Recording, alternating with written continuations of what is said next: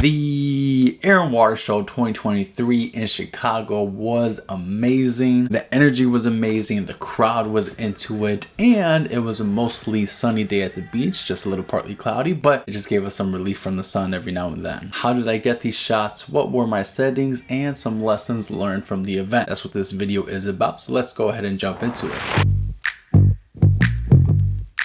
So to photograph the events of the day, I was rocking Canon 60D with a Canon 70-200mm 2.8 USM2 lens and a Canon EF 2X extender. I'm still in the older DSLR setup, so that's why everything here is EF versus a new RF setup that they have for all their mirrorless. Now, this was a challenging day. The only other time I ever photographed the Air and Water Show was back in 2021 on a random bridge several blocks away from the beach where the main action was happening. So there were quite a few in the moment adjustments that I needed to make quickly, think on my feet, and adapt to the changing performances and just speed of it all. Overall, my favorite photos and top selection for the day was shot at the following settings. Somewhere in between there was the magic area that I found the most success.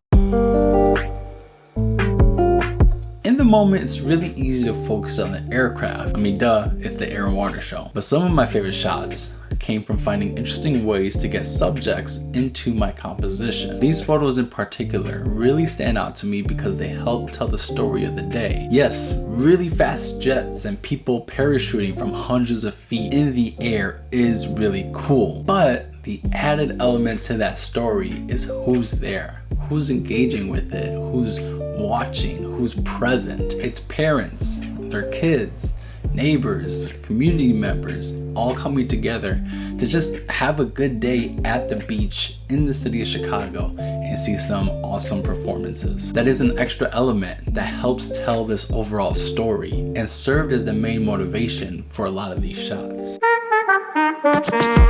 Now, maybe I was a little shutter happy, but I captured over 1,000 photos that day, making the overall final photo selection quite the endeavor. What I was really looking for were images that would make the viewer go, wow, when they saw them, and stood out from something different than what you could just get on your cell phone. Like I already mentioned, some of this was about the composition and showing the folks that were actually there and enjoying the event, but it also came from maxing out the current setup that I had. The majority of the day, I stayed at 400mm. I really wanted to max out the zooming capability of this current rig and bring people up close and personal with the action. I wanted them to see the details of the jets. I wanted to see the pilots. I wanted to see when they broke the sound barrier and you got some of those cool lines. I think it's the sound barrier. Let me double check that. But overall, I wanted to invoke a feeling of awe when people look at these photos. So hopefully that's what you felt when you saw the photos, or will feel when you see them later in this video.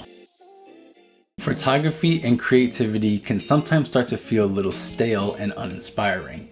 And to be honest, before the Air and Water Show, I questioned whether or not I'd be able to capture anything worthwhile. But when those moments come up, I find it best to just do whatever you can to push through and make something. Anything, because it'll suck at first, but just getting the juices flowing, just getting the process started is the first step in getting back at it. The first 30 or 40 minutes, I was not having a good time at this show, but then I adjusted my settings, started to get into a groove, get into a rhythm, and felt comfortable with my settings, more comfortable with the overall flight paths that I was seeing, became a bit more familiar with it, and then the rest of the show was a great time. So that's all I have for you today. Thank you again for watching my video. Once again, my name's Josue. Stay tuned for the final photo selection. I'll see you in the next one. Bye.